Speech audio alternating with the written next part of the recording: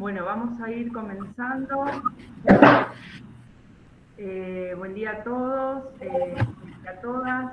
Damos inicio a este encuentro organizado por el Partido Socialista, Federación Santa Fe y la Junta Provincial. Actividad que nos permite escucharnos y encontrarnos y poder así organizar una agenda política de trabajo. Agradezco a todos los compañeros y las compañeras que estuvieron a cargo de la organización, Mau, Marcela, Enrique, y bueno, gracias por esta oportunidad de moderar. Soy Verónica Devia, de la localidad de Cayazá. No quiero dejar pasar este momento para recordar y homenajear a Hermes Wiener, líder de nuestro partido, principalmente precursor en la provincia de mostrarnos lo que es la importancia de la participación y el debate político y social. A mí, como a mi no, nos impulsó a creer que desde la política se puede construir, por supuesto con honestidad, un mundo más justo y solidario. Este es el tercer módulo. La temática es pensar la agenda ambiental del siglo XXI para dejar planteados objetivos y desafíos que nos ayuden a pensar con una mirada en el futuro y establecer las acciones necesarias para garantizar un ambiente sustentable. Es un desafío colectivo para lograr una sociedad más sustentable desde lo ambiental y, por supuesto, desde lo social y lo económico. Para reflexionar sobre esto vamos a tener 4 invitados de vasta trayectoria. La modalidad, como en todas las reuniones, vamos a mantener los micrófonos apagados. Cada expositor tendrá aproximadamente 10 minutos en una primera ronda. Luego, en una segunda ronda, unos 5 minutos más para interactuar con ustedes o lo que consideren necesario. Por chat, las consultas van a ser solo por chat. Yo las voy a ir leyendo una vez que terminemos la exposición de cada una de ustedes. Voy a presentarlos a estas 4 personas. Voy a disculpar a Alicia Torres, que no pudo acompañarnos en este momento, consultora, ¿no?, de Medio Ambiente de Uruguay, que por problemas técnicos no pudo acompañarnos. Entonces, en primer lugar, Pablo Titonel es investigador principal del CONICET, ex coordinador del Programa de Recursos Naturales, Medio Ambiente del INTA y profesor en la Universidad de Wageningen, no sé si lo pronuncié bien. En segundo lugar, vamos a tener a Verónica Gete, consultora en energías, sostenibilidad y gobernanza, ex secretaria de Estado de la Energía de la provincia de Santa Fe. En tercer lugar, César Mackler, ingeniero químico con especialización en ingeniería ambiental y en docencia universitaria, ex secretario de Medio Ambiente de la provincia de Santa Fe y ex subsecretario de Medio Ambiente de Rosario. Vamos a tener a Carlos Merenson, ingeniero forestal, ex director nacional de recursos forestales y nativos, desarrollo sustentable de recursos naturales y conservación de la biodiversidad, y ex secretario del Medio Ambiente y Desarrollo Sustentable de la Nación. Damos inicio, Carlos, si te parece. Carlos Merenson, que nos va a abordar el tema de ecología política. Te doy la bienvenida, Carlos. 10 minutos para vos, te escuchamos. Y si necesitas, te voy diciendo el tiempo que te queda y demás. Verónica, habíamos hecho un cambio, que iba a hablar primero Pablo. Tenés razón porque Pablo se tenía que desocupar. Pablo Titonel, vamos a hablar contigo sobre sistemas de producción sustentables de alimentos y agroecología. Te escuchamos, Pablo. Bueno, buenos días a todas y todos. Voy a empezar por compartir pantalla.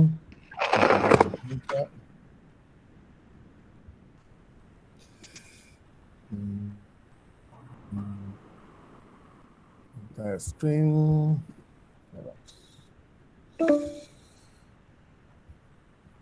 ¿Están viendo mi pantalla? No. Sí. Ah, sí. ¿Sí? Perfecto. Sí.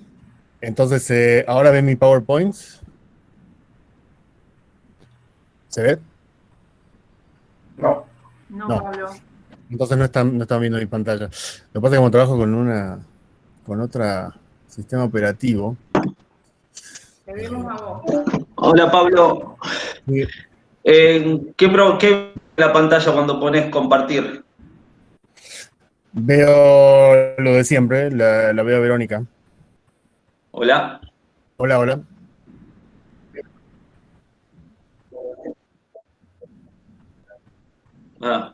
Bueno, si pones compartir tu pantalla completa en lugar de una ventana y después vas directamente a la presentación. Sí, pero no está pasando. Bueno, en todo caso, si quieren puedo empezar, podemos hacer al revés, si quieren. Puedo cambiar la computadora, porque esta es una computadora que trabaja en otro sistema operativo, y por ahí podemos volver al original, donde Carlos presente primero. No, si te parece, seguimos con Vero GS. O Vero. Le damos Perfecto. Disculpen, ¿eh? ¿Querés, Vero, comenzar? Sí, no hay problema. Bárbaro. Bueno, ¿cómo les va? La verdad que muchas gracias por invitarme a formar parte de este ciclo. Es un tema muy interesante y tiene tantos puntos de vista que está bueno que se hagan así en partes para poder mostrar todo el ámbito que queremos abarcar o que los que estamos hablando y tratando los temas de sostenibilidad queremos tratar, que son muchos y sin duda tienen el Estado y los que trabajamos para estos temas necesitamos la opinión y la mirada de mucha gente. Creo que algo que hablábamos al principio es que este tipo de políticas significan un gran desafío porque creo que vienen a cambiar un poco la forma en la que hasta ahora se venían trabajando algunos temas, sobre todo a nivel nacional. Y justamente quiero empezar hablando para hacer una pequeña introducción de por qué es importante hablar de los temas de energía, que en este caso es el tema con el que yo formé parte de la función pública durante los 4 años de la gobernación de Miguel Lifchit. Los temas de energía, digamos, en la Argentina tienen un largo trayecto histórico, pero muy poco de ese trayecto ha sido discutido en la sociedad.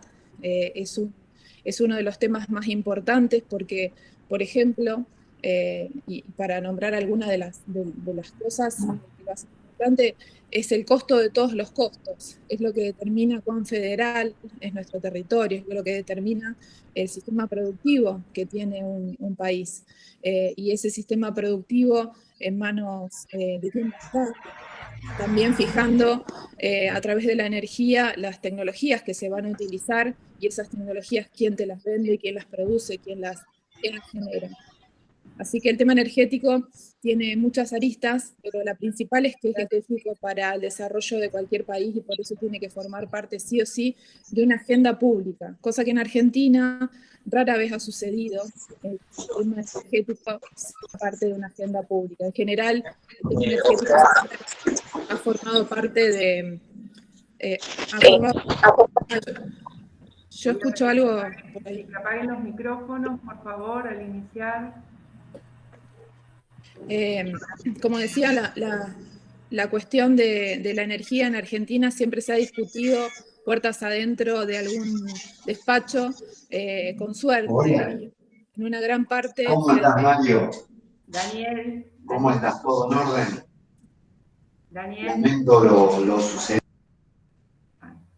Y en gran parte siempre se ha discutido despachos adentro del sector privado. Esto es algo que hay que conocerlo, tenemos que aceptarlo, que en la Argentina, a través de los años y a pesar de los esfuerzos en generar a través del Estado empresas que trabajen los temas energéticos, en general siempre han sido discusiones de privados con el Estado o con el gobierno que ocupaba el Estado en ese momento.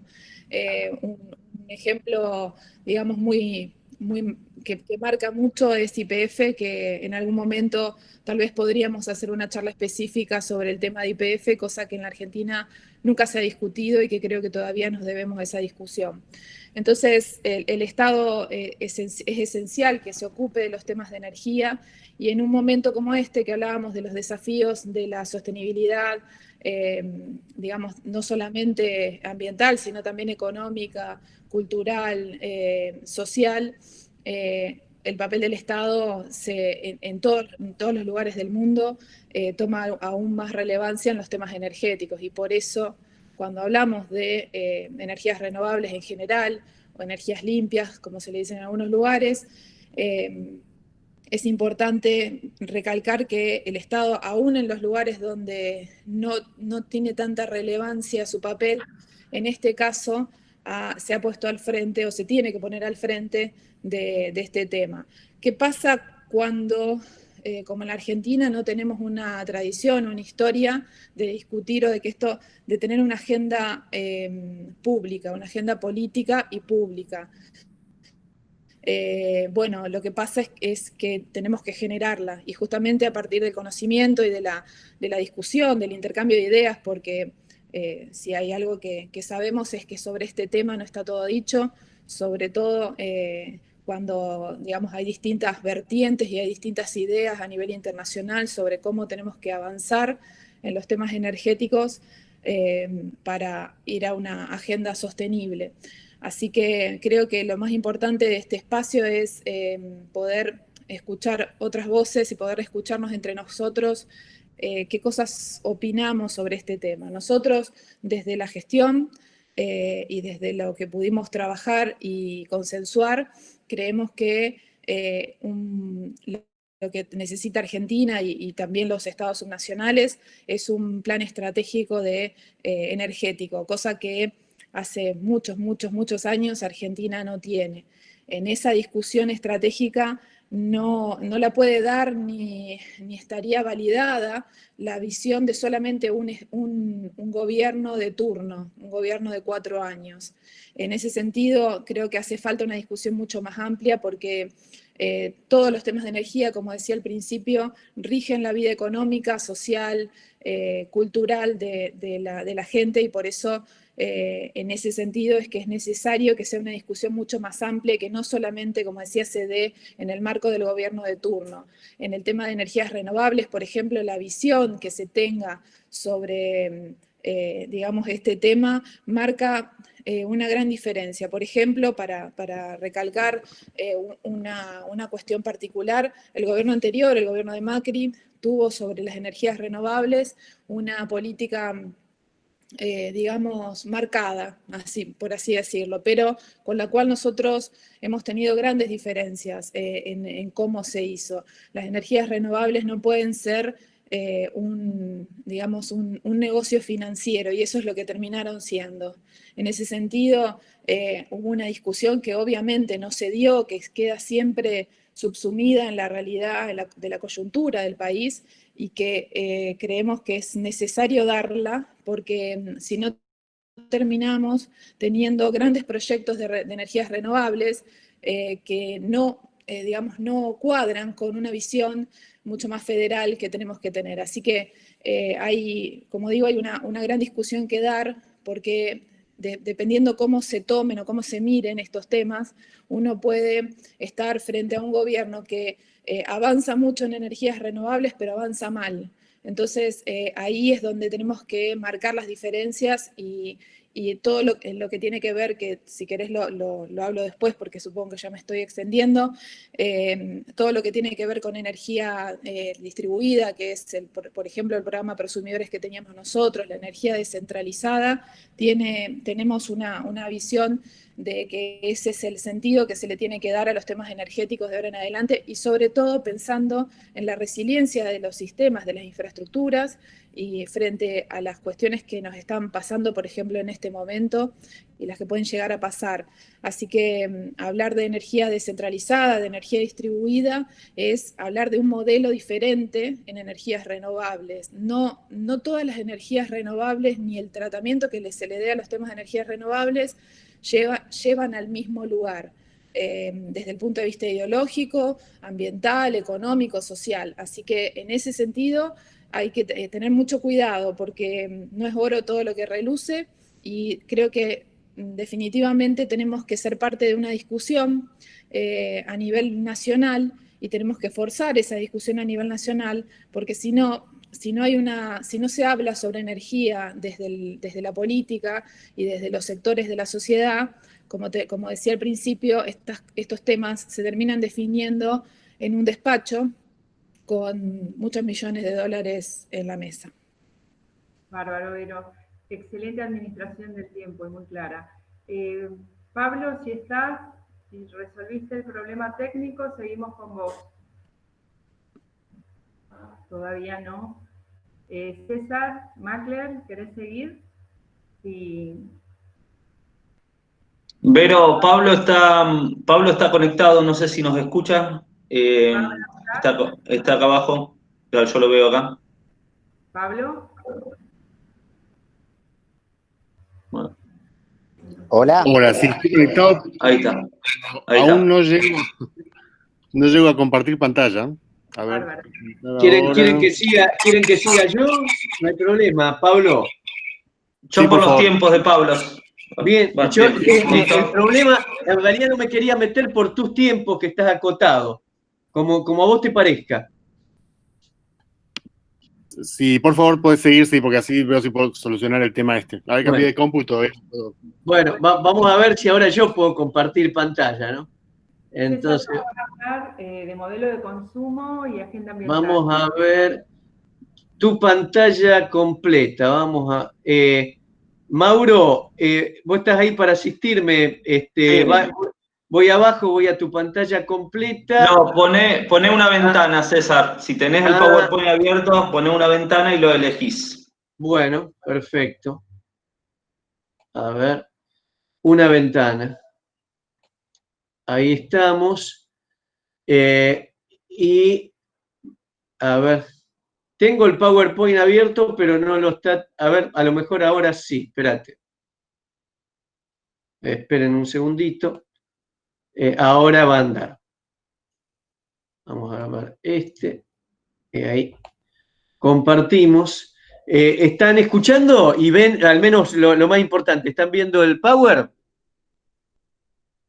¿Hola? Sí, perfecto. Sí, se ve. Perfecto. Bueno, empezamos. Es un Power que era muy largo, lo acorté lo máximo que pude. La idea no es hablar hoy de la gestión que tuvimos durante 12 años, en la cual hay muchas cosas para decir, por ejemplo, hablar de producción más limpia, que somos líderes en el país, hablar de las temáticas transversales que hemos llevado adelante a través de los comités interministeriales de ordenamiento territorial y de salud ambiental, donde tomamos el tema agroquímico, donde tomamos el tema ordenamiento territorial ambiental. Podríamos hablar de todo lo que son los corredores y reticulados de biodiversidad, en el cual hemos llevado a hacer a la autopista Rosario-Santa Fe, que era en donde el concesionario hace 12, 15 años ganaba más por soja que por peaje, lo hemos llevado a ser el primer corredor biológico vial del país. De la ley del árbol, que intenta generar un punto de inflexión en lo que es el desmonte en la provincia de Santa Fe y en la Argentina, de pesca, de cómo encaramos el turismo cinegético para, de alguna manera, solucionar un problema ambiental y un problema social más grave aún que el que tenía el tema ambiental. Con los organizadores, la idea en este caso es dar algunos conceptos y replantear la problemática de la sustentabilidad, llamémosle, a partir de una visión progresista, de una visión que no puede dar nunca a la derecha, porque tiene que ver con un cambio en el modelo de consumo y con un cambio del modelo de consumo que salga a partir de un pensamiento ambiental latinoamericano, como puede ser el de Leonardo Boff, como puede ser el de Enrique Leff, y que no tenga como modelos a los países más consumistas y por el otro lado, como yo digo siempre, quien nos metió en el mayor problema, es muy difícil que nos pueda dar una solución, y no entrar en lo que, y voy a referirme a algunas palabras luego que dijo Verónica, en lo que llamamos el capitalismo ecológico. En este sentido, teniendo en cuenta, a ver, esperen que vamos a ver, vamos a ir pasando de a una porque no la, a ver. Ahí están viendo pantalla completa, ¿no? ¿Hola? Sí, estamos viendo. Ah, bien, bien. Empezar a hablar un poco de los estilos de desarrollo, en el sentido de que si nosotros tenemos una definición moderna de ambiente como aquel emergente de la relación entre la sociedad y la naturaleza, para hablar de desarrollo sustentable tenemos que hablar de desarrollo. ¿Y por qué hablar de desarrollo sustentable? Porque tenemos que entender qué es para nosotros desarrollo sustentable, porque desarrollo sustentable habla desde Trump hasta los cubanos, desde la Coca-Cola hasta una cooperativa de pescadores. En este sentido, nosotros vamos a pasarlo rápido, pero decimos que siempre hay una correlación entre la cultura y el ecosistema que genera un estilo de desarrollo. Cuando esta relación entre la cultura y el ecosistema es armónica, decimos que ese desarrollo es sustentable. En cambio, si nos vamos al otro extremo, que serían los procesos de globalización, que ahora es una globalización planetaria, pero que inicialmente se daba por los diferentes imperios, en los cuales el desarrollo de alguna manera, ese estilo de desarrollo era impuesto y tenía un efecto negativo tanto sobre la cultura, que se imponía la cultura de la metrópoli, como sobre el ecosistema, en donde se extraían materiales para llevar en beneficio del imperio. En ese sentido estamos en el otro extremo, que es el desarrollo no sustentable. De ahí, en un gráfico de Iván Moscoso, vamos a tratar de introducirnos en los que son los componentes de la sustentabilidad. Decimos que la sustentabilidad tiene tres componentes básicos, que son el económico, el social y el ambiental físico, que yo le llamo. No nos vamos a poner a hablar de cada uno de estos temas en el medio, pero sí tenemos que hablar que para un proceso de desarrollo sustentable tenemos que hablar de la descentralización del Estado, de la preservación de la diversidad cultural, de la preservación, por supuesto, de la diversidad biológica, del ordenamiento territorial ambiental y de la erradicación de la pobreza. Sin la erradicación de la pobreza no vamos a tener desarrollo sustentable. Y en este sentido, entonces, ¿cómo podemos definir para nosotros, para una visión progresista, lo que es desarrollo sustentable? Es aquel que tiene que ver con la preservación de la diversidad biológica, pero también tiene que ver con la preservación de la diversidad cultural, tiene que ver con la justicia social, el desarrollo económico con equidad, y eso en o con un marco de democracia participativa. Disculpen que voy muy rápido. Otra forma de ver la sustentabilidad a través de una escala planetaria es a través del donut de Oxfam, donde dice que la sustentabilidad está en realidad entre una base social y un techo ambiental.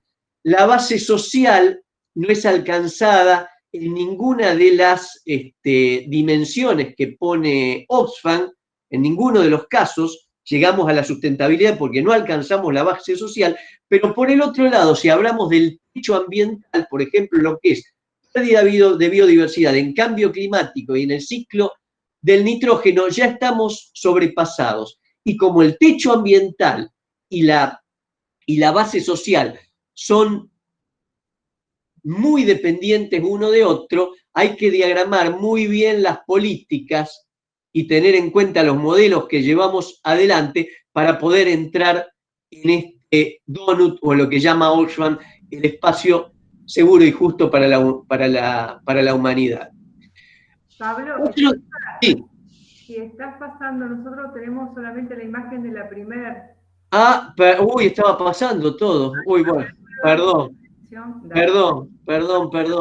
Vamos a pasarlo desde otro ángulo. Ahí está. Ahí se pasa. A ver. Bueno, este es el gráfico de Oxfam. Vamos a pasarlo rápido, después lo puedo mandar. Estas son las dimensiones de la base social que no son alcanzadas. ¿Ahí lo están viendo? Sí, ahora vemos. Ah, bien. Y esto es el techo ambiental que, como les dije, es sobrepasado en cuanto a biodiversidad, en cuanto a cambio climático y al ciclo del nitrógeno. Por el otro lado, como les decía, lograr vivir en ese espacio seguro y óptimo que dice Oxfam es difícil porque tanto los límites planetarios como la base social son interdependientes. O sea, yo para erradicar la pobreza puedo tener un problema en mis límites planetarios y viceversa. Si quiero entrar dentro de los límites planetarios puedo tener un problema sobre la pobreza. Otro problema que tenemos es la expansión de la clase media, y con esto no quiero decir que no debe expandirse la clase media, es muy bueno que haya más clase media. El gran problema de la clase media actual es que emula de alguna manera el modelo de consumo de los países más ricos, y ahí es donde no cierran los límites planetarios, por así decirlo. Pepe Mujica decía en la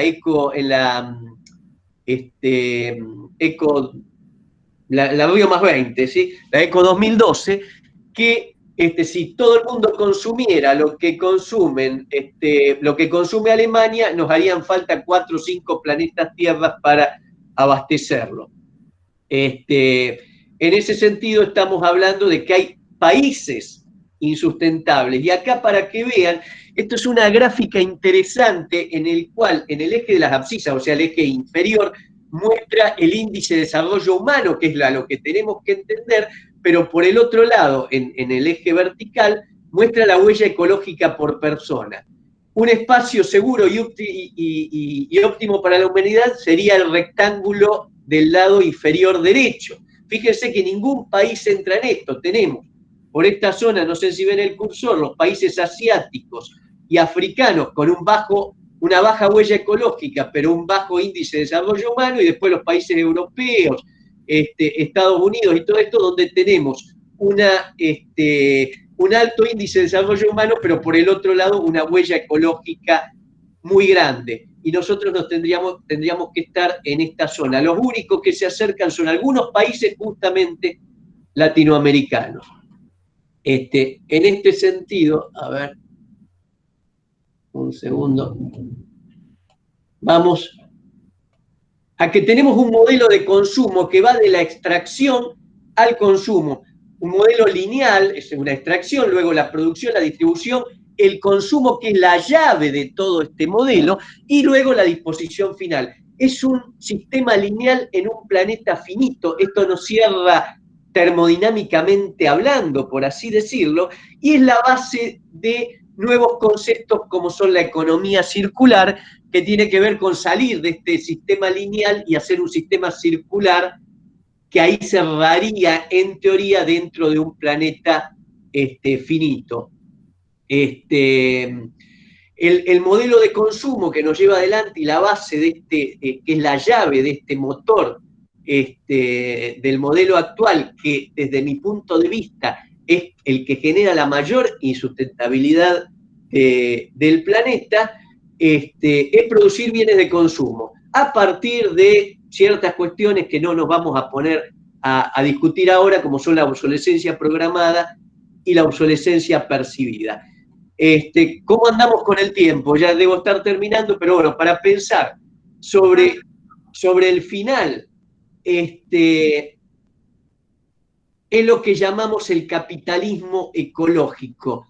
No tendríamos que entrar en lo que normalmente estamos entrando, que llamamos el capitalismo ecológico. Es decir, ¿qué países tenemos como modelo? Alemania, porque tiene una matriz energética muy interesante, y esa energía que consume en forma verde, ¿para qué es? Para manejar un modelo de consumo insustentable.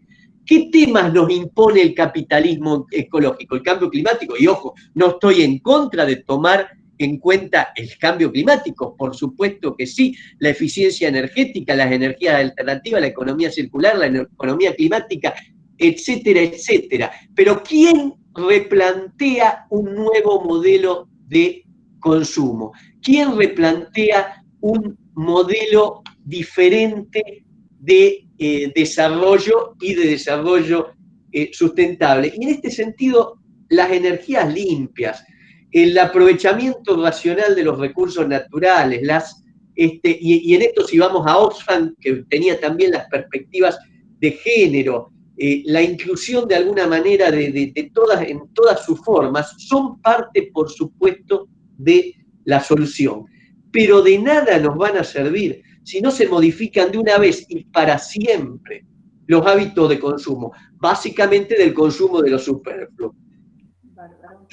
Y ya termino, usar de alguna manera energías limpias para producir basura inútil en la rueda, en esta rueda o en este sistema de consumo compulsivo, por así decirlo, es casi tan sucio como hacerlo a partir de combustibles fósiles. Esto es algo fundamental que solamente lo podemos plantear internamente desde una óptica progresista, porque la derecha nunca va a cambiar o va a querer cambiar un modelo de consumo. Y para terminar con una cuestión actual, la vacuna salvadora que estamos esperando para esta pandemia no nos va a salvar del modelo de consumo. Y esa, desde mi punto de vista, es la verdadera pandemia y no la que nos preocupa hoy. Así que muchas gracias. Digo, siempre termino esto diciendo, hagamos de la sustentabilidad una forma de vida. Gracias, César. ¿Anduvimos bien con el tiempo o me pasé mucho? 2 minutos, 3 minutos. Bueno, está dentro del margen de error. Claro, igual después hay 5 minutos para todos. Bien, bien. ¿Solucionaste, Pablo? ¿Estamos? Intentemos, a ver si solucione. César, por favor, deja de compartir. Ahí estamos. Dejé de compartir. Listo, listo. Ya está. Bueno. Aquí me pregunta, ¿va a permitir? ¿Tengo que seleccionar la pantalla que voy a compartir? Y pongo con pantalla completa. No, tenés que poner compartir ventana, me parece. Compartir ventana, fíjate si te lo permite, Pablo, la compu que tenés ahora. A ver, agroecología y alimentación. Ahí va. Permitir. Ahí se ve, ¿verdad? Ahí estamos. Sí. Perfecto. ¿Se ve la Pablo. presentación completa? Sí. ¿Y se ve cuando la cambio? ¿Se ve cómo cambia? No. Ok. No, entonces me parece que no va a funcionar. Bueno. Ahí está, Pablo. Ahí está. Ahí seleccioná la presentación. Bien. Ahí va queriendo. Ahí está. Voy así, ¿no? Bueno, perfecto. Bueno, muchas gracias y disculpen por la cuestión técnica. Quería hablarles un poco del sistema productivo, de producción, digamos, la producción primaria, de la alimentación y de la agroecología, ¿verdad? Pensando un poquito en contribuir a esta discusión de pensar el futuro. Y bueno, y uno de los motores principales para la producción de alimentos siempre es el hambre, ¿verdad? Siempre se habla del hambre, que hay que alimentar al mundo, etcétera, y sabemos que en realidad hoy se producen más alimentos de los que hacen falta para alimentar a los 800 millones de personas, al mundo, pero así todo tenemos 800 millones de personas que están en situación de hambre en el mundo, ¿no? Hoy se produce suficiente, pero no se llega con esa producción a donde se necesita, básicamente. Y esto es un problema que no es tan fácilmente, digamos, modificable, porque en realidad no tiene tanto que ver con la distribución. Muchas veces decimos, bueno, en realidad es un problema de distribución, no es un problema de producción, pero no es tan fácil. Si nosotros dejamos en manos del mercado hacer esta distribución, si dejamos la distribución de alimentos en manos privadas, tenemos el resultado que tenemos hoy, ¿sí? Superproducción, pero al mismo tiempo 800 millones de personas en situación de hambre. Y cuando hablo de 800 millones de personas, estoy hablando de personas que sufren situación de hambre por más de 6 meses al año. Los que sufren por menos de 6 meses al año no están en esta cifra, ¿no? Y otro problema asociado con esta problemática de productividad, de producción, es el problema de qué estamos produciendo, ¿sí? Nuestras dietas a nivel mundial se están pareciendo cada vez más, son cada vez más homogéneas, ¿no? Esta gráfica, que es muy, muy compleja, que tiene muchos colores, etcétera, simplemente nos dice eso, nos está diciendo a través de un análisis que desde la década de 60 hasta nuestros días, las dietas de todo el mundo se están pareciendo cada vez más. Es decir, que cada vez estamos utilizando menos especies de plantas y de animales para alimentarnos, ¿sí? Cada vez se parece más nuestra dieta en Argentina que la dieta en China, que la dieta en Estados Unidos, que la dieta en Nicaragua, ¿sí? Y esta homogeneidad, esto de utilizar cada vez menos especies para alimentarnos, implica una homogeneidad en el campo, que todos la vemos, y especialmente en la provincia de Santa Fe, donde la actividad agrícola es tan importante, ¿no? Cuando hablamos de seguridad alimentaria, y esto lo voy a correr a mano porque no puedo pasarla, en realidad hablamos de mucho más que simplemente de producción. Hablamos de 4 elementos que están interrelacionados, que son estos. Son la disponibilidad de alimentos asociada con la producción, pero también el acceso a los alimentos, la estabilidad en el tiempo y la utilización. La utilización es importante, ¿por qué? Bueno, porque primero, muchos de los alimentos que producimos no los podemos consumir como tales. Por ejemplo, tenemos que cocinarlos. Y en muchos lugares del mundo, la gente no tiene suficiente leña como para, por ejemplo, comer una comida caliente por día, lo que implica un problema de inseguridad energética, ya no de inseguridad solamente alimentaria, ¿verdad? Por otra parte, la utilización tiene que ver con el balance nutricional. Nosotros podemos comer muchas calorías, pero si no tenemos una dieta balanceada, muchas de esas calorías que incorporamos al cuerpo no las podemos asimilar. El cuerpo necesita un balance en la dieta para poder asimilar lo que consume, ¿verdad? Entonces, esta preocupación por las dietas y por la forma en que nos alimentamos, disculpen, voy a borrar esto a mano nuevamente para poder mostrar lo que hay abajo, llevó en el año 2014 a una convención de nutricionistas que se juntaron y sacaron un paper muy interesante en una revista que se llama The Lancet, que es muy conocida en el mundo del médico. Y estos nutricionistas lo que hicieron fue calcular cuál sería la dieta promedio que necesitamos producir para alimentar al mundo y para minimizar lo que se conoce como las causas de muerte asociadas con las dietas, ¿sí? Hoy las dietas son la causa número 1 de muerte. Hoy las dietas, hoy con el coronavirus habría que ver cómo va eso, ¿no? Pero las dietas son una de las causas más importantes de muertes humanas, ¿verdad? Las enfermedades asociadas con las dietas. Entonces, para minimizar esa mortandad asociada con las dietas, esta sería un poco la distribución de los alimentos que tendríamos que estar tomando. La dieta ideal está representada en esta gráfica con esa barra azul que dice 100%. Eso es lo que tendríamos que, a nivel global, estar consumiendo.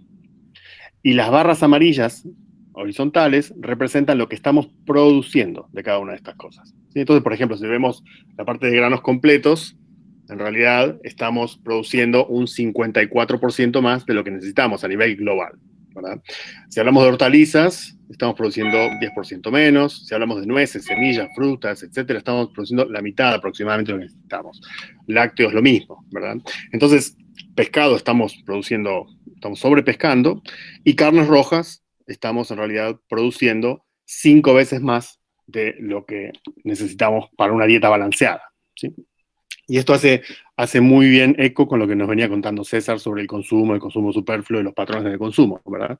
Fíjense que muchas veces la discusión sobre el futuro y sobre lo que hay que producir está muy asociada al incremento en el consumo de carne de las economías emergentes, ¿no? Se dice, bueno, los chinos van a empezar a consumir más carne, etcétera, entonces tenemos que producir más soja para alimentar a esos cerdos que van a, etcétera.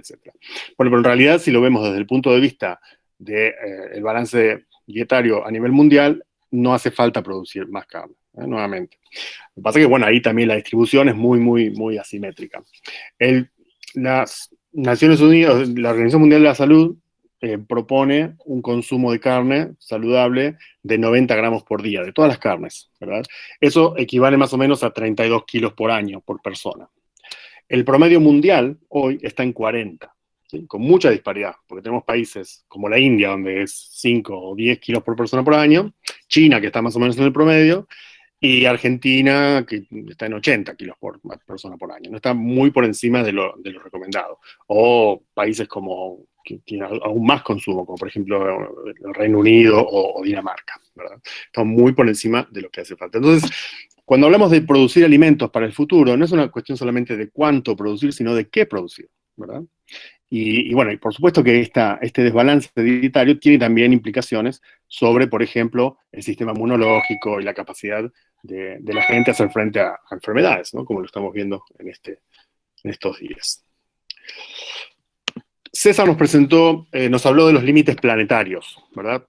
Y los límites planetarios son un concepto muy interesante que nos permite pensar, déjenme hacer esto así, los límites planetarios nos permiten pensar cuál es el impacto de nuestra actividad sobre el planeta, ¿sí? Y se acuerdan, si recuerdan las imágenes, eran como 9 indicadores a nivel de techos planetarios o límites planetarios, de los cuales hay 3 que estamos muy pasados, ¿no? Y que son justamente la carga de nitrógeno y de fósforo en los ecosistemas, especialmente en el agua, y la pérdida de biodiversidad. El cambio climático, que es un tema muy importante, aún no hemos llegado a ese límite, ¿verdad? Pero en estos otros, y justamente la agricultura, la producción de alimentos en general, digo, la agricultura, la ganadería, toda la producción de alimentos, es una de las industrias que más contribuye a estas cosas, a aumentar la carga de nitrógeno y fósforo en los sistemas y a perder biodiversidad, especialmente por cambios en el uso de la tierra, ¿verdad? Ahora, un concepto análogo al concepto de los límites planetarios es el concepto de la dieta global, que apareció en este informe sobre cómo alimentar al planeta, ¿verdad? Y si vemos un poquito el gráfico, es parecido a los límites planetarios, lo único que lo que tenemos aquí, esa línea punteada naranja representa los límites de la dieta saludable, ¿sí? Basados en estos cálculos globales que yo les decía. Y entonces lo que se hace en este estudio es hacer un balance, decir, bueno, ¿cuál sería, por un lado, la dieta saludable para minimizar los problemas asociados con las dietas, pero por otro lado, una dieta saludable que también minimice los impactos sobre los límites planetarios, ¿sí? Entonces, esa optimización se hace en este estudio y se llega a esta conclusión que estoy mostrando aquí gráficamente, ¿no? Esta dieta. Básicamente, aproximadamente la mitad de lo que consumimos en volumen tendrían que ser frutas y hortalizas frescas, ¿sí? Algo de granos completos, ¿sí?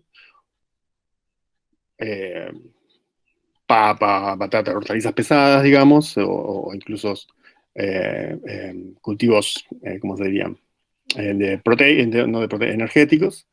Y luego la proteína vegetal, a la proteína vegetal se le da mucho espacio, y se le da un espacio muy chico a lo que es la proteína animal y lo que son los lácteos, ¿verdad? Y cuando abrimos, nos metemos, hacemos un zoom ahí en las proteínas, vemos que, fíjense, la recomendación para proteína animal estaría en el orden de esto, ¿no?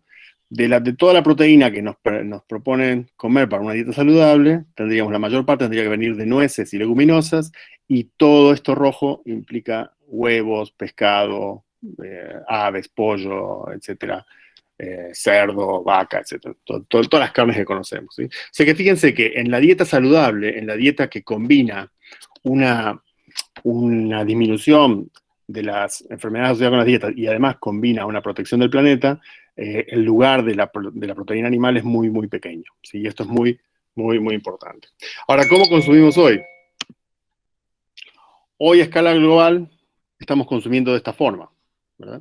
Este sería el límite de salud humana, ¿sí? Y estas son las proporciones de lo que estamos consumiendo. Fíjense, a nivel global estamos consumiendo casi 3 veces más proteína animal de la que necesitaríamos consumir, casi 3 veces más cultivos energéticos de lo que necesitaríamos consumir.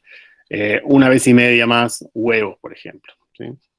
Y estamos consumiendo muy poco de otras cosas que nos están recomendando, que están aquí, ¿no? Frutas, hortalizas, etcétera, etcétera. En Norteamérica, bueno, es un poquito el panorama. Si sacamos Norteamérica, abajo tengo el sur de Asia, fíjense cómo cambia mucho el panorama. Por ejemplo, en la India, en esos lugares. Y si agarramos lugares como el África subsahariana, estaríamos en una situación como esta, ¿verdad? Es decir que, en realidad, nuevamente hay una gran disparidad, y cuando pensamos hacia el futuro, ¿qué deberíamos comer? Bueno, eso debería guiar nuestros patrones de uso de la tierra, ¿verdad?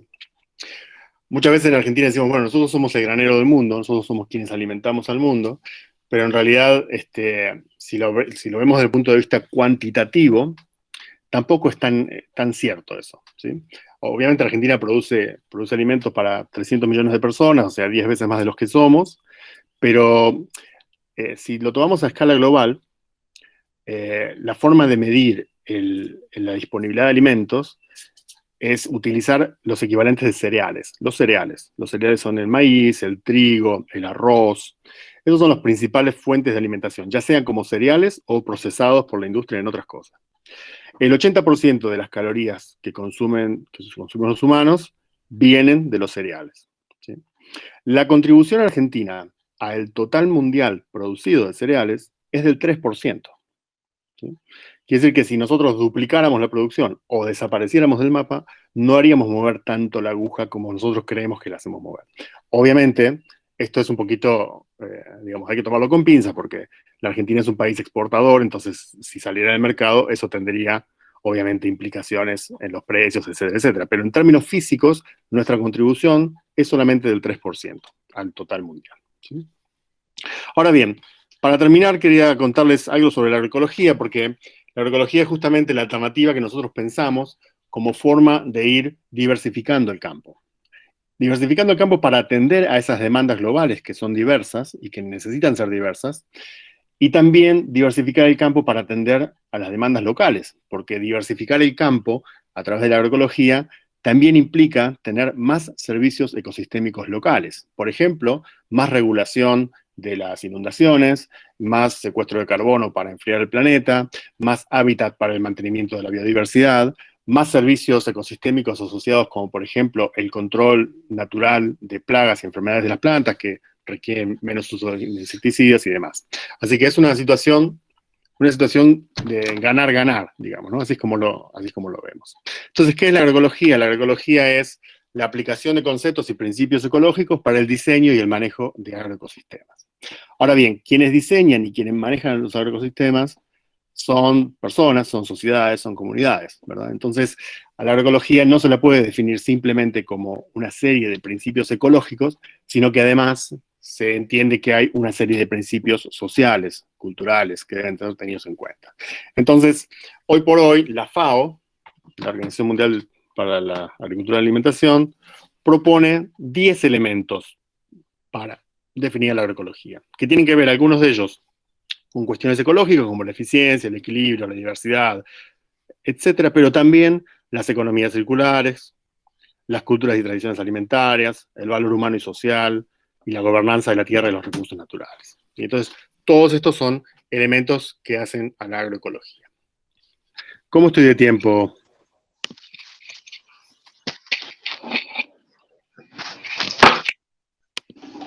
Perfecto, Pablo. Si querés tomarte unos minutos más, porque sabemos que después te tenemos que desligar, que tenés una actividad. Bárbaro. Entonces déjenme sacar estas cosas de enfrente para mostrar una forma rara de hacer una presentación. Ahí va. Bueno, entonces, nomás para clarificar un poco el término agroecología, porque lo estamos escuchando mucho estos días y muchos nos preguntamos qué es exactamente. Esto lo que nos muestra es una perspectiva histórica de la agroecología, ¿sí?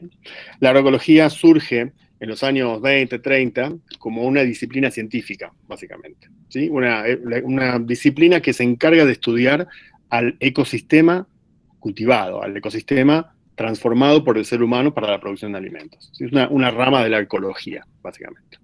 Pero después, en los años 70, aparecen los primeros productores que se autodenominan agroecológicos. Y aparecen notablemente en América del Norte, ¿no? A pesar de que uno pudiera imaginar. Influidos por gente como Wendell Berry, como Aldo Leopold, como esos filósofos ecológicos del siglo XX, ¿verdad? Y luego, en los años 80, aparece la agroecología asociada a los movimientos sociales y a las reivindicaciones, por ejemplo, del acceso a la tierra, acceso al agua y demás.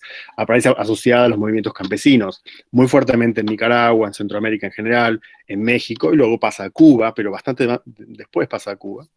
Y de hecho, dicho sea de paso, también al principio no fue bienvenida en Cuba, porque era una forma privada de producir de alguna forma, pero después fue lo que salvó a Cuba durante el periodo especial, ¿verdad? Y bueno, y así es que surge el movimiento social de la agroecología. Por eso cuando hablamos de agroecología, hablamos de ciencia, hablamos de prácticas agrícolas y hablamos de movimiento. Es ciencia, práctica y movimiento. Y por eso es que genera tanta confusión el término agroecología y por eso también hay tanto debate y a veces se están comparando peras con manzanas porque se entienden cosas diferentes. Quienes estamos en la agroecología, como yo, por ejemplo, que soy parte de la Sociedad Científica Latinoamericana de Agroecología, la SOCLA, no vemos un problema en esta diversidad, porque justamente la diversidad la vemos como un atributo, no como un problema, ¿verdad? Pero bueno, la diversidad también implica debate y también implica posiciones diferentes. Así que bueno, con esto quería terminar y agradecerles y pedirles disculpas por los problemas técnicos. Espero que se haya podido seguir la presentación. Gracias. Muchísimas gracias, Pablo. Una consulta antes de irte. Santiago Martínez tiene una pregunta para vos y es: ¿en qué medida compiten mundialmente, económicamente hablando, la agroecología con el monocultivo?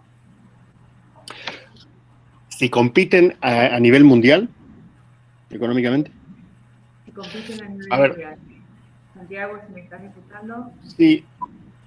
La agroecología uno no puede ponerla al mismo nivel que el monocultivo, ¿no? Porque el monocultivo es lo que domina, ¿verdad? Entonces es muy difícil tener estadísticas para decir esto, o sea, cuál es el posicionamiento de la agroecología frente al monocultivo a nivel mundial.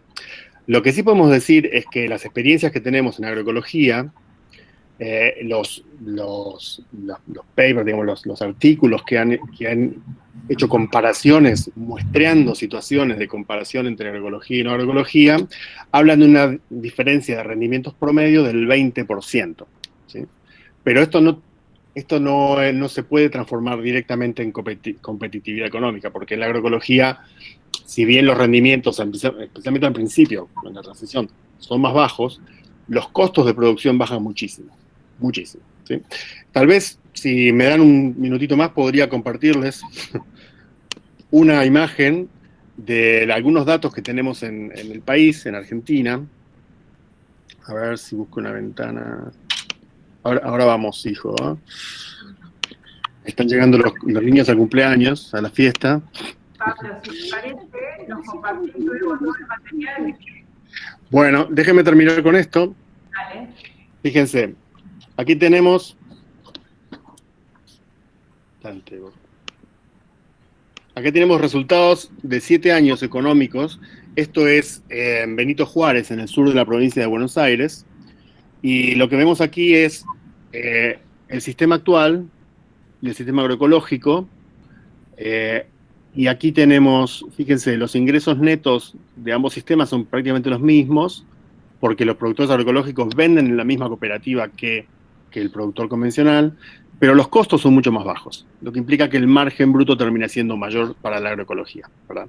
Entonces, y estos son productores, en este caso un productor de 650 hectáreas, un productor promedio, digamos, no es algo fuera de lo común, ¿sí? O sea, nomás para darles una idea, pero es muy difícil dar una cifra a nivel mundial. Tenemos algunos casos así documentados, pero no tenemos una cifra mundial. Bueno, gracias Pablo, te agradecemos el tiempo y bueno, quedamos a la espera de este material. Perfecto. Bárbaro. Gracias. Bueno, le vamos a dar la palabra a Carlos Merenson, que nos va a hablar. Carlos, nos vas a hablar de ecología política, ¿no es cierto, Pablo? Carlos. Sí, no sé si están viendo en pantalla la presentación. Aún no. A ver. Estamos con problemas también. A ver, compartir, a ver, ya va. Ahora sí. Sí. Perfecto, Carlos.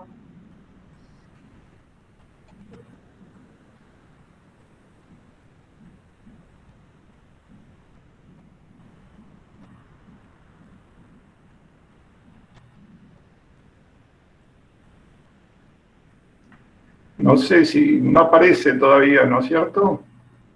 Sí, ahí la tenemos. Los desafíos ecosociales para el siglo XXI. Ah, perfecto. Sí, lo que pasa es que no la tengo yo en mi pantalla. No, y ahora nosotros tampoco. Lo que te conviene, Carlos, es volver a la anterior, Sí. Y a lo mejor ir pasándola, haciendo clic directamente en la parte izquierda, para que pasen las diapositivas. Creo que yo hice así porque no, en pantalla completa no me funcionaba.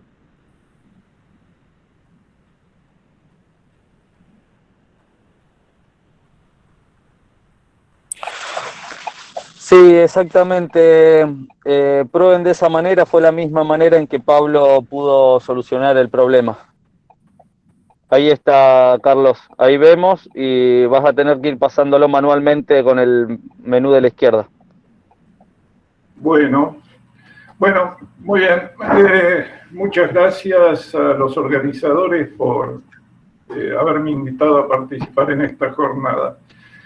Yo voy a presentar los desafíos ecosociales para el siglo XXI, haciéndolo desde la perspectiva de la ecología política.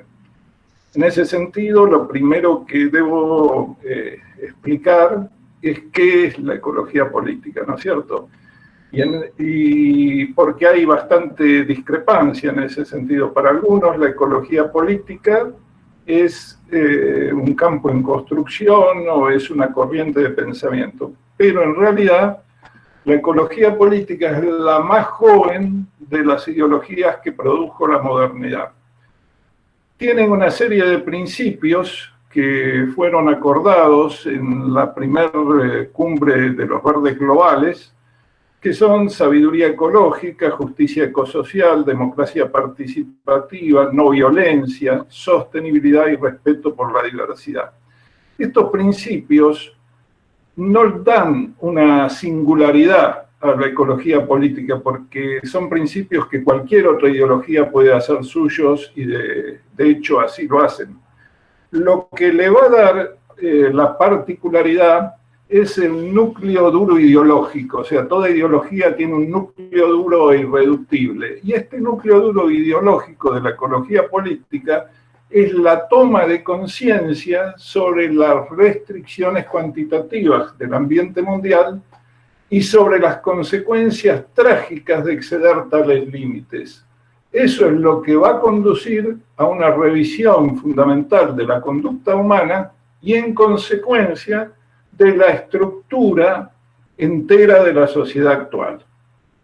Entonces, de la toma de conciencia sobre la existencia de límites biofísicos, se pasa automáticamente a cuestionar lo que es la superideología del sistema mundo, que es la superideología productivista, el productivismo. Ese productivismo que está se puede decir, en el cerebro monetizado del Homo economicus, tiene su origen, y quiero aclarar una cosa, cuando hablamos de superideología es porque es común a todas las ideologías tradicionales que dio la modernidad, desde el conservadurismo y liberalismo hasta las ideologías de izquierda. Entonces, el origen del productivismo está primero en el siglo XVI y XVII, cuando se replantea las relaciones entre los seres humanos y la naturaleza. Ahí es donde se define que en la relación entre sujeto y objeto el centro es el hombre, o sea, es una posición antropocéntrica, que después deriva en una tradición imperial a un antropocentrismo despótico, o sea, es el sujeto dominando al objeto y por último explotando al objeto. En aquellos momentos con la economía de rapiña colonial que se extiende hasta nuestros días con las prácticas del extractivismo. Pero también está en esta matriz ideológica del productivismo la ilusión neolítica de una naturaleza infinita e inagotable. Está también la tecnolatría, la idea de que la ciencia y la técnica nos va a hacer superar cualquier problema que se nos presente. El fundamentalismo de mercado, que cree que la respuesta a cualquiera que sea la pregunta es el mercado. El darwinismo social, que es el traslado de las teorías de Darwin del campo natural al campo social, definiendo o validando la existencia de ganadores y perdedores. El militarismo, que es la idea de que para prepararse para la paz, o sea, si uno quiere la paz debe prepararse para la guerra, y es un militarismo también keynesiano, en la idea de que puede ser el aparato militar industrial el motor de la economía. Y por último, el crecimientismo, o sea, la preocupación por el infinito crecimiento económico, o sea, todo gira alrededor de la posibilidad o no de que crezca el Producto Bruto Interno. Muy bien. ¿Por qué es importante esto? Todas las ideologías tradicionales debaten en un tablero que podemos definirlo como bidimensional, que está definido por los ejes izquierda-derecha y autoritarismo-libertarismo o democracia. Ahí están todas las formas de totalitarismos, conservadurismos, liberalismos y socialismos. Lo que va a hacer la ecología política es atravesar este tablero bidimensional con el eje antiproductivismo-productivismo, y es así como modifica sustancialmente el debate, cambia el eje del debate, y ese eje antiproductivista es el eje estructurante de la ecología política. Una aclaración más es definir qué no es la ecología política, porque hay bastante confusión en este sentido. Ecologismo no es ambientalismo, o sea, normalmente se los usa como sinónimos, se los usa indiscriminadamente, cuando en realidad son diametralmente conceptos opuestos. O sea, el ambientalismo no es una ideología, es una corriente de pensamiento o una inquietud por la calidad del ambiente. Siempre va a proponer un acercamiento administrativista a la cuestión ambiental y cree que la ciencia va a poder resolver, y la tecnología, todos los problemas que crea. En cambio, el ecologismo lo que va a plantear es que todos los problemas sociales y ambientales están unidos, y por eso habla de crisis ecosocial, y lo que propone es un cambio de sistema socioeconómico como único camino para resolver esa crisis ecosocial. Muy bien, hechas estas aclaraciones, estamos sí en condiciones de ver cuáles son los desafíos ecosociales para el siglo XXI con la mirada desde la ecología política. Lo primero es que un tema de fundamental importancia para la humanidad en el siglo XXI es el choque del sistema mundo productivista contra los límites biofísicos del planeta. Recién Pablo hablaba de en qué sectores se han superado esos límites. Y realmente de esto lo que va a surgir es que el principal desafío ecosocial que se le plantea a la humanidad en el siglo XXI es lograr desarrollarse dentro de los límites biofísicos del planeta. Estos límites fueron claramente expuestos tempranamente en la década de 1970 por el equipo de científicos del Instituto Tecnológico de Massachusetts, que fueron autores del informe Los Límites del Crecimiento, el informe Meadows, que fue tan denostado a nivel internacional, muy particularmente por los países en desarrollo, que veían en ese informe una barrera a sus necesidades de desarrollo. ¿Qué hicieron los técnicos del Instituto Tecnológico de Massachusetts? Usaron por primera vez los sistemas informáticos para trabajar con múltiples variables y hacer proyecciones. En este caso trabajaron con recursos naturales, alimentos per cápita, los insumos industriales per cápita, la polución y el crecimiento poblacional. Lo que además generaron distintos escenarios. Este escenario es el que se llama estándar, o sea, el negocio como de costumbre es no hacer nada y dejar que las cosas transcurran con sus tendencias actuales. Y se extiende desde el año 1900 al 2100. Lo que pasó con este escenario, vamos a eliminarlo, es que cuando se midió después de 1970 y hasta el año 2000, que es este sector, las líneas llenas marcan lo que estaba ocurriendo y las punteadas eran las proyecciones del programa, se vio que todas estaban comportando tal como lo había predicho el programa original. Entonces esto es preocupante porque lo que nos anuncia es que para el año 2030 es esperable una enorme declinación poblacional que va a seguir al colapso económico que se va a producir. Colapso que sigue la secuencia de un exponencial crecimiento industrial que lleva a un exponencial crecimiento en la demanda de recursos, que lleva al agotamiento de gran parte de las reservas, que esto hace subir los precios, y esa subida de precios es una drástica caída de capital requerido para el crecimiento futuro del sistema industrial, y entonces estas tendencias se agudizan hasta que la base industrial se derrumba, poniendo en crisis a los sistemas o servicios de salud y a los sistemas agroalimentarios, que son básicamente dependientes de insumos industriales.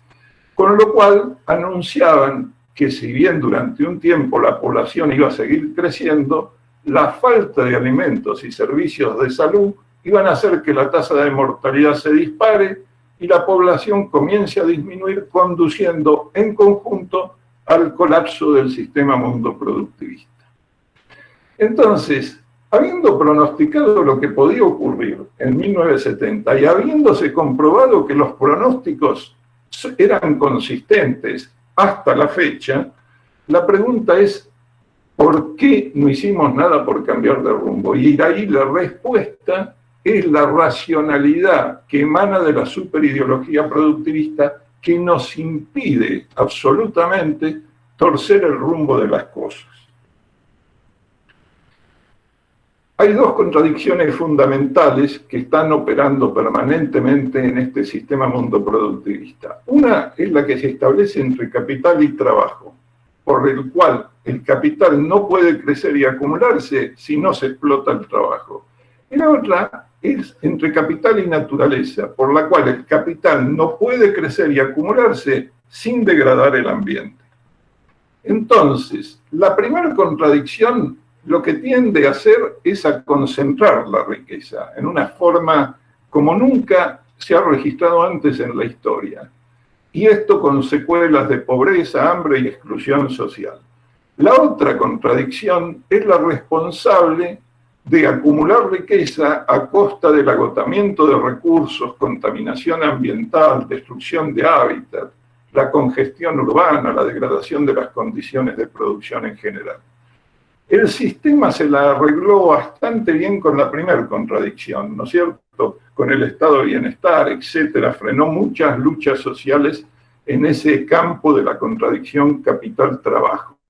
Pero no lo puede hacer ni lo va a hacer con la contradicción que existe con la naturaleza, porque esa es la que está impidiendo la reproducción del sistema. Y en la actualidad vivimos una etapa en la cual la contradicción capital-naturaleza es la que gana con protagonismo frente a la contradicción que existe entre capital y trabajo. Esa contradicción capital-naturaleza es la responsable de haber desacoplado los sistemas de la Tierra y los sistemas humanos. Y ese desacople se va a manifestar en tres dinámicas disruptivas e interdependientes. La primera es el obligado abandono del modelo energético fosilista. La otra es el cambio climático. Y la tercera es la degradación y pérdida de los componentes de la diversidad biológica. Entonces, hay 5 dinámicas que nos pueden conducir a un colapso civilizatorio. Hay 3 que son de corto plazo, que son el descenso en las tasas de retorno energético de las energías fósiles, el pico de las deudas y la multiplicación de estados fallidos. Cuando decimos de corto plazo es que se pueden ya manifestar en 1 o a lo sumo 2 lustros. En cambio, la crisis climática y la degradación de la biodiversidad pueden llevar algunas décadas más para manifestarse con todo su potencial de colapso. Voy a hablar muy brevemente del descenso de las tasas de retorno energético, las TRE, o también en sus siglas en inglés EROI, que deberían estar siendo... Hola. Sí, en un minutito y después tenés 5 minutos después de los otros expositores. Bueno, redondeo aquí. Las TRE son fundamentales, se debería estar hablando de ellas. Están descendiendo vertiginosamente.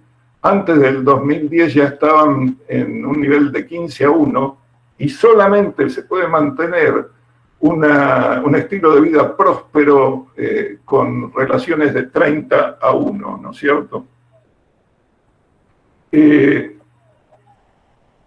Voy a pasar muy rápidamente. En el caso de la biodiversidad, entre 1970 y 2014, la población mundial de peces, aves, mamíferos y anfibios y reptiles disminuyó un 60%, y esto nos está proyectando hacia un 6º episodio de extinción en masa en la Tierra. Ahí vemos cómo se abre el crecimiento de los productos brutos mundiales y cómo está cayendo el índice Planeta Vivo. La pregunta es si esto puede continuar. Y acá, para dejarles unas imágenes finales, esto es Rondonia. Esto era lindo verlo con animación. Esto es Rondonia en 2018, ahora lo vamos a ver al revés, y esto era Rondonia en la década del 1990. Lo mismo está pasando en el caso de los bosques en Argentina, donde hacia 1810 teníamos 140 millones de hectáreas y hoy estamos contabilizando no más de 26 millones de hectáreas.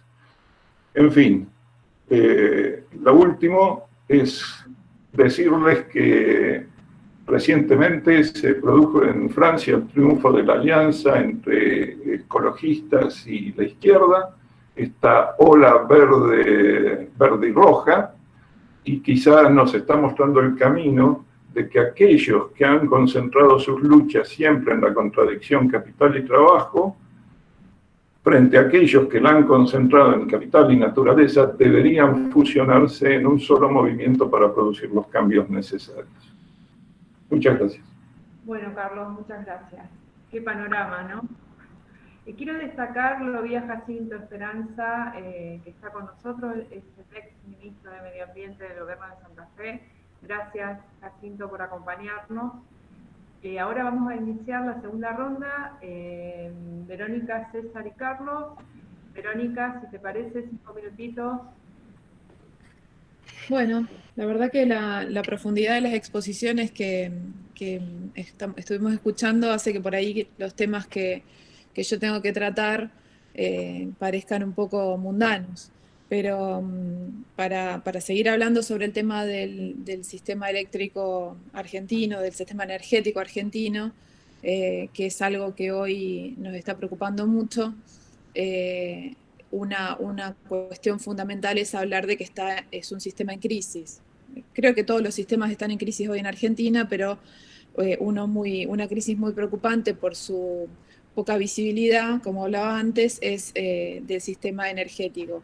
Un sistema que después de la privatización de los años 90, muy poco tiempo después ya uno se empezaba a dar cuenta de que esa privatización había tornado en inviable todas las cuestiones que deberían haber hecho de nuestro sistema energético más fuerte y que acompañe en ese sentido los reclamos de producción y de federalismo que debería tener.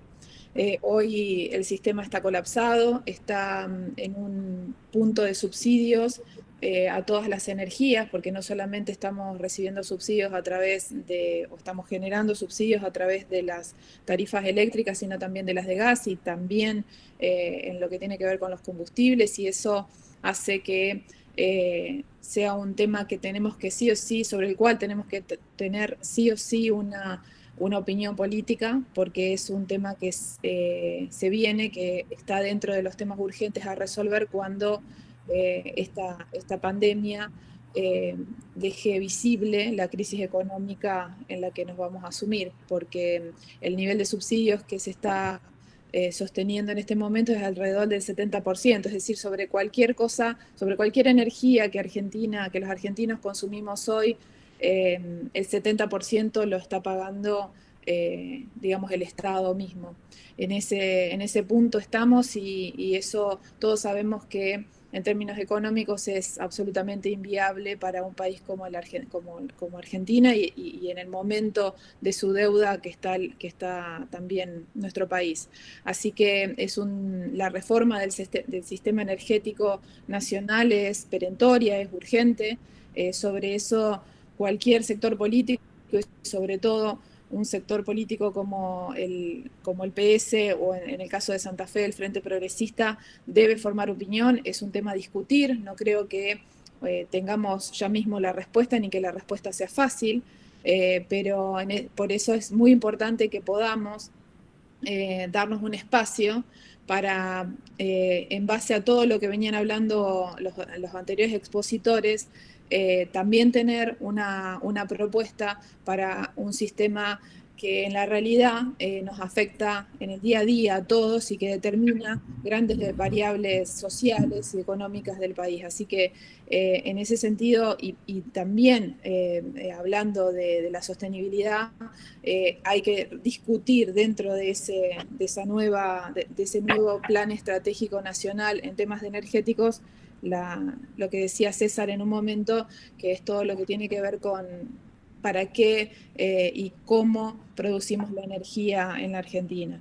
Pero bueno, creo que es perentorio, que tal vez es parte de otra discusión en otro momento, pero es un tema del que nos van a requerir o del que deberíamos digamos, producir una propuesta, porque es un tema urgente y va a ser uno de los temas en los cuales realmente se puedan introducir reformas en base a lo que estuvieron hablando los anteriores expositores, porque el sistema, como todos sabemos, los sistemas energéticos también tienen que ver con los sistemas productivos y con el consumo. Así que ahí podemos plasmar de alguna forma las opiniones que el sector tiene, que el partido tiene, en una propuesta para el sistema energético nacional. Me parece que sería una buena idea como producto real de una serie de charlas que me parece que hay que tener.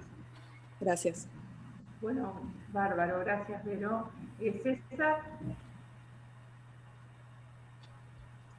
Hola. Bueno, el agradecimiento a todos. Realmente, si vemos el camino ancho de todo esto, coincidimos bastante en un montón de cuestiones. Yo, para cerrar, es decir, porque estamos hablando de una agenda ambiental, y en este sentido es difícil plantearle a la sociedad que quiere tener cada vez más cosas y que, como dijimos, tenemos una clase media que emula el estilo de vida de los países más ricos. Es muy, muy difícil plantearle, che, tenemos que cambiar nuestra óptica de modelo de consumo. Es algo que quizá no sea políticamente correcto, pero sí que creo fervientemente que hacia adentro de nuestro partido y específicamente del Frente Progresista es un debate que debemos darnos. Y para terminar, porque lo había dicho muy, muy rápidamente, quiero recordar las palabras de Pepe Mujica en el cierre de la cumbre de Río +20.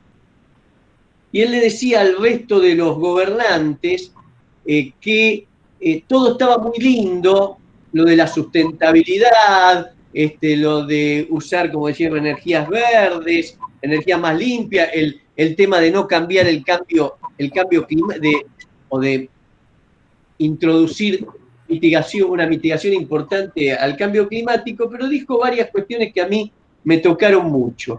Una es esta, que decía que si todo el mundo consumiera al nivel que consumen los alemanes, no alcanzarían 5 planetas Tierras para suministrar los recursos necesarios. Luego habla del modelo de consumo y cómo financieramente se lo introduce al ciudadano común en ese modelo de consumo mediante la cuota del auto, la cuota del lavarropa, la cuota y cuota. Y termina diciendo que sus compañeros uruguayos estaban yendo por las 6 horas de trabajo, por conseguir 6 horas de trabajo, y que algunos gremios lo habían conseguido. Que eso por un lado era muy bueno, pero que por otro lado, aquel gremio, aquella persona que conseguía esas 6 horas de trabajo, se buscaba otro trabajo. O sea que cambiaba el sentido de lo que se buscaba, que ese tiempo de sobra le sirviera para cultivarse, para un hobby, para un deporte o algo que le gustara, y no, se buscaba otro trabajo, y termina diciendo, ¿y por qué otro trabajo? Y porque tiene que pagar la cuota del auto, y la cuota del lavarropa, y la cuota, y la cuota, y la cuota, dice, y termina así, dice, y cuando se quiere acordar, es un viejo reumático como yo al que se le terminó la vida. Es muy fuerte, pero digo, como partido y como Frente Progresista, porque esto nunca lo va a plantear la derecha, nosotros tenemos que, de alguna manera, replantearnos hacia adentro el modelo de consumo. Y como decía Carlos, es más que un modelo de consumo, es un modelo de producción y consumo. Eso nada más, muchas gracias. Carlos, tus 5 minutos. Bueno, muchas gracias. Yo quisiera decir que la propuesta del ecologismo político a nivel global es la del decrecimiento de los países industrializados y la del crecimiento en los países en desarrollo, pero sin imitar los modelos insostenibles del mundo industrializado y descartando todas las prácticas de extractivismo que nos acompañan desde la época colonial hasta nuestros días. En cuanto al modelo energético, voy a coincidir plenamente con Verónica, porque el modelo energético es sinónimo de modelo de sociedad. A cada modelo energético que tuvo la humanidad le correspondió un determinado modelo de sociedad. Hoy somos una sociedad fosilista. Y lo que está ocurriendo es que es un combustible, los combustibles fósiles, que están llegando ya a su pico de producción. Y además, por su efecto en el cambio climático, se los debe dejar de usar lo antes posible. Este cambio que viene energético va a ser un cambio por primera vez en la historia de más energía hacia menos energía. Y esto significa un cambio absoluto en la forma de vivir, en nuestra forma de vivir y de organizarnos socialmente y organizarnos económicamente. Nosotros necesitamos abandonar este modelo económico de siempre más, que no es sostenible, e ir a un sistema económico de lo suficiente, que tome en cuenta las restricciones termodinámicas de la economía y ir hacia un estado estacionario en equilibrio dinámico de la economía. La economía no puede seguir creciendo infinitamente en un planeta finito, ni tampoco puede estar en decrecimiento perpetuo. Entonces debe lograr un equilibrio que es el que da un estado estacionario en equilibrio dinámico. Esto también nos coloca ante un modelo agroindustrial que es muy importante para la Argentina, pero que tiene un serio problema. No es sostenible. Y no es sostenible justamente porque no puede existir la agroindustria sin petróleo. Y si estamos diciendo que los combustibles fósiles están en su etapa y en su ocaso, es urgente reemplazar el modelo agroindustrial por el modelo agroecológico porque no es sostenible desde ningún punto de vista. Yo tendría mucho más que decir, no quiero abusar del tiempo que me han ofrecido en esta tribuna, que agradezco enormemente. Bueno, muchas gracias. Carlos. Vamos a abrir las preguntas del chat. César, para vos, ¿qué países latinoamericanos se acercan al rectángulo de seguridad de consumo del que hablabas? Cuba y Costa Rica. Bárbaro, Cuba y Costa Rica. Luego para Merenson, si puede desarrollar un poquito más la idea de índice Planeta Vivo. El índice Planeta Vivo es un índice que se construye analizando unas 4.000 especies de vertebrados y que se trabaja mucho con aquellas especies que están en peligro de extinción. Entonces se ven cómo evolucionan las poblaciones. Normalmente cuando ya llegan a su límite, que está considerado menos de 1.000 ejemplares, ya se la considera en riesgo inminente de extinción. Entonces, todos los años se va monitoreando y se va viendo cómo está disminuyendo esas poblaciones, ¿no es cierto?